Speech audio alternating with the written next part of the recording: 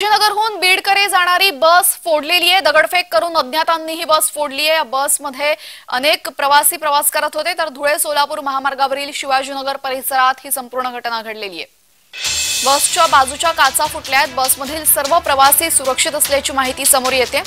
मात्र हे सर्व का घडलं, अज्ञातांनी नक्की ही दगडफेक कशासाठी केली हे अजून कळलेलं नाहीये।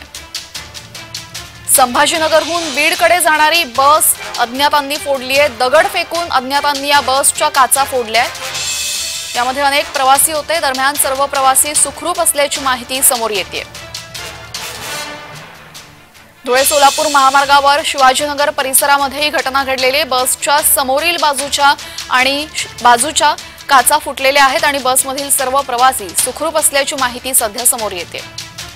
दरम्यान हा संपूर्ण प्रकार नक्की का घडला, कुणी हे सगळं केलेलं आहे हे अजूनही समजलेलं नाहीये। संभाजीनगरहून बीडकडे जाणारी ही बस होती। या बसमध्ये अनेक प्रवासी होते। आपण पाहू शकतो बसच्या समोर, ड्रायव्हरच्या अगदी समोर जी काच असते ती दगडांनी फोडलेली आहे। यासोबतच शेजारच्या काचा सुद्धा फोडलेल्या आहेत। काही अज्ञातांनी दगडफेक केली या बसवर। दरम्यान बसवर ही दगडफेक नक्की का करण्यात आलेली आहे याचं कारण मात्र अद्याप समजू शकलेलं नाही।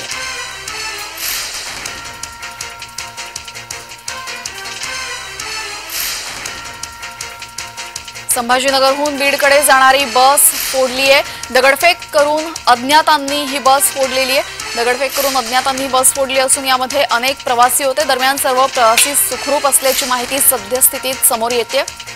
बस फोडून अज्ञात मात्र फरार झालेले आहेत।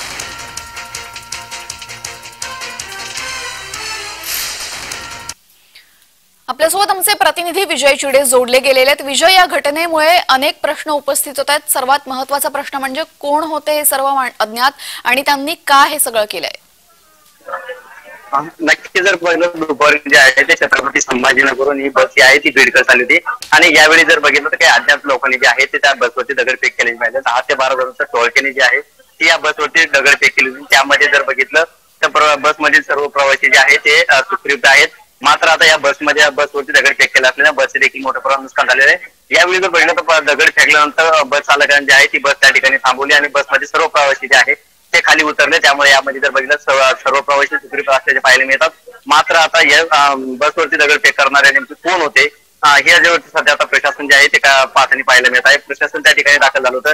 मात्र आता दगडफेक नेमकी कोणी केली हे पाहणं तितकं महत्त्वाचं ठरणार आहे। जी, त्यांनी दगडफेक केली ती माणसं कोणत्या वाहनावर होती का? कारण की आपण सांगितल्याप्रमाणे बसवर दगडफेक केल्यानंतर लगेचच बस थांबून सगळे प्रवासी खाली उतरले, तर प्रवाशांना सुद्धा या अज्ञातांना पकडण्यात यश आलं नाही का? नाही, यावेळी जर बघितलं तर अज्ञात व्यक्ती जे आहे त्याने अचानक दगडफेक सुरू केली। त्या प्रवासी खाली उतरता त्यांनी जे आहे ते अज्ञात व्यक्ती जे आहे ते त्या ठिकाणाहून पसार झाले होते। त्यामुळे आता त्यावरती दगडफेक करून ते व्यक्ती जे आहे त्यांनी थेट मोटरसायकल असेल किंवा आपल्या वाहनाने जे आहे ते त्या ठिकाणून निघाले होते। त्यामुळे प्रवाशांनी देखील याकडे जे आहे आपला जीव वाचवणं भलं समजलं। त्या ज्या कोणी दगडफेक केली त्यांच्या मागे प्रवासी धावले नसल्याची माहिती जी आहे ती त्यातील काही प्रवाशांनी दिलेली आहे। जी, धन्यवाद आपण दिलेल्या सविस्तर माहितीबद्दल।